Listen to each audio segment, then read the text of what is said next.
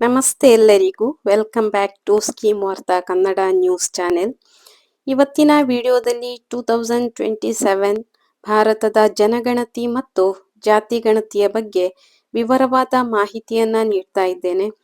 ಅಂದ್ರೆ ಕರ್ನಾಟಕದಲ್ಲಿ ಏಪ್ರಿಲ್ 1ರಿಂದ ಆರಂಭವಾಗಲಿರುವ ಈ ಪ್ರಕ್ರಿಯೆಯು ಯಾವ ಯಾವ ಹಂತಗಳಲ್ಲಿ ಮುಕ್ತಾಯಗೊಳ್ಳುತ್ತೆ, ಹೇಗೆ ಇದನ್ನ ಆರಂಭ ಮಾಡ್ತೇವೆ ಅಥವಾ ಸ್ವಯಂ ಆಗಿ ನಾವು ಹೇಗೆ ಅಪ್ಡೇಟ್ ಅನ್ನ ಮಾಡ್ತೇವೆ ಅಂತ ಕೂಡ ಈ ವಿಡಿಯೋದಲ್ಲಿ ತಿಳಿಸಿಕೊಡ್ತಾ ಇದ್ದೇನೆ. ದಯವಿಟ್ಟು ಕಂಪ್ಲೀಟ್ ವಿಡಿಯೋ ನೋಡಿ, ಬಿಗಿನಿಂಗ್ ಇಂದ ಎಂಡ್ ತನಕ ಯಾರು ಕೂಡ ಸ್ಕಿಪ್ ಮಾಡಿ ನೋಡ್ಬೇಡಿ. ಅದೇ ರೀತಿ ಮೊದಲನೇದಾಗಿ ಚಾನೆಲ್ ಅನ್ನ ನೋಡ್ತಾ ಇದ್ರೆ ಸಬ್ಸ್ಕ್ರೈಬ್ ಮಾಡಿ, ಒಂದು ಲೈಕ್ ಕೊಡುವ ಮೂಲಕ ಸಪೋರ್ಟ್ ಮಾಡಿ.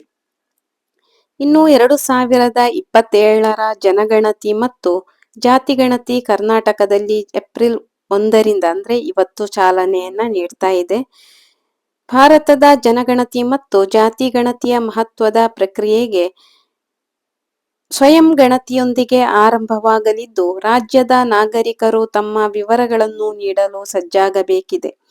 ಇನ್ನು ಮೊದಲನೇ ಹಂತದಲ್ಲಿ ಮನೆಗಳ ಪಟ್ಟಿ ತಯಾರಿಕೆ ಮತ್ತು ವಸತಿ ಗಣತಿಯನ್ನ ಮಾಡ್ತಾರೆ. ಅದರಲ್ಲಿ ಏಪ್ರಿಲ್ 1ರಿಂದ ಏಪ್ರಿಲ್ 15ರವರೆಗೆ ಅಂದ್ರೆ 15 ದಿನಗಳು ಸ್ವಯಂ ಎಣಿಕೆ ಪ್ರಕ್ರಿಯೆ ನಡೆಯಲಿದೆ.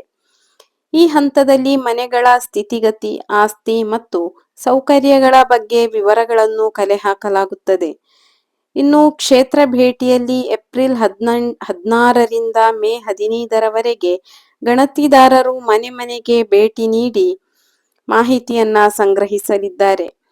ಇನ್ನು ಸ್ವಯಂ ಎಣಿಕೆಯಲ್ಲಿ ಪ್ರಶ್ನಾವಳಿಗಳು ಯಾವ ರೀತಿ ಬರುತ್ತೆ ಅಂತ ಹೇಳಿದ್ರೆ, ನಾಗರಿಕರು ಪೋರ್ಟಲ್ ಮೂಲಕ ಸ್ವತಃ ವಿವರಗಳನ್ನು ಭರ್ತಿ ಮಾಡಬಹುದು. ಒಟ್ಟು 33 ಪ್ರಶ್ನೆಗಳ ಮೂಲಕ ಮಾಹಿತಿ ಸಂಗ್ರಹಿಸಲಾಗುತ್ತದೆ.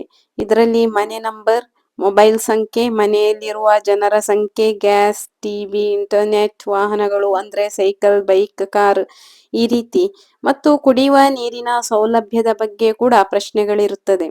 ಅಂದ್ರೆ ಇದರಲ್ಲಿ ಮನೆಯ ಸ್ಥಿತಿಗತಿ ಅಂತ ಹೇಳಿದ್ರೆ ಎಲ್ಲಾ ಮನೆಯ ಮತ್ತೆ ವಸತಿ ಸೌಕರ್ಯಗಳ ಬಗ್ಗೆ 33 ಪ್ರಶ್ನೆಗಳನ್ನೊಳಗೊಂಡ ಎಲ್ಲಾ ಮಾಹಿತಿಗಳನ್ನು ಕೂಡ ನೀವು ಇದನ್ನ ಫಿಲ್ ಮಾಡಬೇಕಾಗುತ್ತೆ. ಇನ್ನು ಸ್ವಯಂ ಗಣತಿ ಪೂರ್ಣಗೊಳಿಸಿದ ನಂತರ ಸಿಗುವ ಸಂಖ್ಯೆಯನ್ನು ಗಣತಿದಾರರು ಬಂದಾಗ ನೀಡಬೇಕಾಗುತ್ತದೆ. ಇನ್ನು ಎರಡನೇ ಹಂತದಲ್ಲಿ ಜನಸಂಖ್ಯೆ ಮತ್ತು ಜಾತಿ ಗಣತಿಯನ್ನ ಮಾಡ್ತಾರೆ. ಅಂದ್ರೆ ಮುಂದಿನ ವರ್ಷ 2027 ಫೆಬ್ರವರಿಯಲ್ಲಿ ಎರಡನೇ ಹಂತದ ಗಣತಿಯನ್ನು ಕೂಡ ನಡೆಸಲಿದೆ.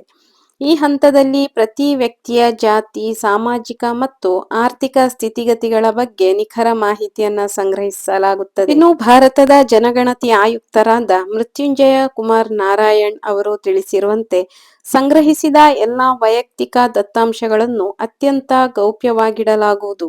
ಈ ಮಾಹಿತಿಯನ್ನು RTI ಅಡಿಯಲ್ಲಿ ನೀಡುವುದಿಲ್ಲ.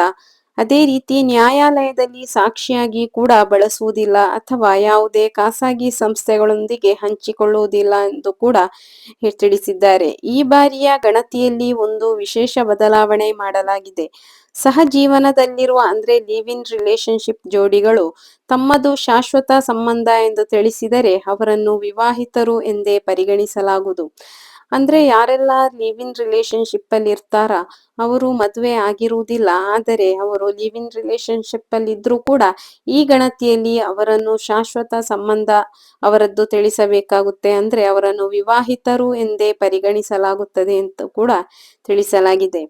ಇನ್ನು ಈ ಗಣತಿ ಪ್ರಕ್ರಿಯೆಯಲ್ಲಿ ಪ್ರತಿಯೊಬ್ಬರೂ ಪಾಲ್ಗೊಂಡು ನಿಖರವಾದ ಮಾಹಿತಿಯನ್ನ ನೀಡುವ ಮೂಲಕ ದೇಶದ ಅಭಿವೃದ್ಧಿಗೆ ಸಹಕರಿಸಬೇಕೆಂದು ಕೂಡ ಸರ್ಕಾರ ಮನವಿ ಮಾಡಿದೆ. ಜನಗಣತಿ 2027 ಅಂದ್ರೆ ಸ್ವಯಂ ಗಣತಿ ಹೇಗೆ ಮಾಡುತ್ತೆ ಅಂತ ಹೇಳಿದ್ರೆ, ಸೆಲ್ಫ್ ಎನ್ಯುಮರೇಷನ್ ಏಪ್ರಿಲ್ 1ರಿಂದ 15ರ ತನಕ, ಏಪ್ರಿಲ್ 15, 2026ರ ತನಕ ಇದಿರುತ್ತೆ.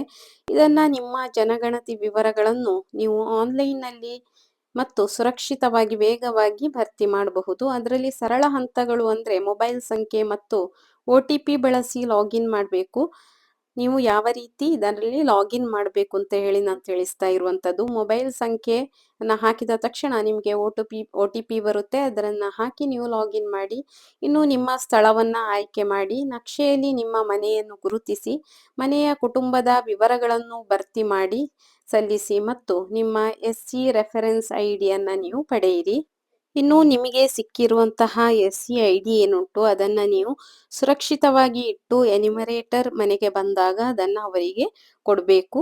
ಇನ್ನು ಕ್ಷೇತ್ರ ಪರಿಶೀಲನೆ ಅಂದ್ರೆ 16 ಏಪ್ರಿಲ್ ಇಂದ ಮೇ 15, 2026ರವರೆಗೆ ಗಣತಿದಾರರು ಮನೆಗೆ ಭೇಟಿ ನೀಡಿ ವಿವರಗಳನ್ನು ಪರಿಶೀಲಿಸ್ತಾರೆ. ಸ್ವಯಂ ಗಣತಿ ಪೂರ್ಣಗೊಳಿಸದಿದ್ದರೆ ಅವರು ನಿಮ್ಮಿಂದಲೇ ಮಾಹಿತಿಯನ್ನ ಕೂಡ ಸಂಗ್ರಹಿಸ್ತಾರೆ. ಇದು 100% ಗೌಪ್ಯತೆಯ ಭದ್ರತೆ. ನಿಮ್ಮ ಸ್ವಯಂ ಗಣತಿಯನ್ನ ನೀವು ಪೂರ್ಣಗೊಳಿಸಿ ಜವಾಬ್ದಾರಿಯುತ ನಾಗರಿಕರಾಗಿರಿ. ಇವತ್ತಿನ ವಿಡಿಯೋದಲ್ಲಿ ನಾನು ಕಂಪ್ಲೀಟ್ ಆಗಿ ತಿಳಿಸಿಕೊಟ್ಟಿದ್ದೇನೆ. ಇನ್ನು ನಿಮಗೆ ಡೌಟ್ಸ್ ಇದ್ರೆ ದಯವಿಟ್ಟು ಕಮೆಂಟ್ ಬಾಕ್ಸ್ ಅಲ್ಲಿ ನಿಮ್ಮ ಅಭಿಪ್ರಾಯ, ಅನಿಸಿಕೆಗಳನ್ನು, ನಿಮ್ಮ ಡೌಟ್ಸ್ ಗಳನ್ನು ಕೂಡ ತಿಳಿಸಿ. ನಾನು ನೆಕ್ಸ್ಟ್ ವಿಡಿಯೋದಲ್ಲಿ ಅದರ ಬಗ್ಗೆ ನಾನು ಯಾವ ರೀತಿ ನೀವು ಅಪ್ಲೈ ಮಾಡಬೇಕು ಎಲ್ಲ ಕೂಡ ಡೀಟೇಲ್ ಆಗಿ ತಿಳಿಸಿಕೊಡ್ತೇನೆ. ಇನ್ನು ನಿರಂತರ ಸುದ್ದಿಗಾಗಿ ಸ್ಕೀಮ್ ವಾರ್ತಾ ಕನ್ನಡ ನ್ಯೂಸ್ ಚಾನೆಲ್ ಅನ್ನ ಸಬ್ಸ್ಕ್ರೈಬ್ ಮಾಡಿ. ಧನ್ಯವಾದಗಳು.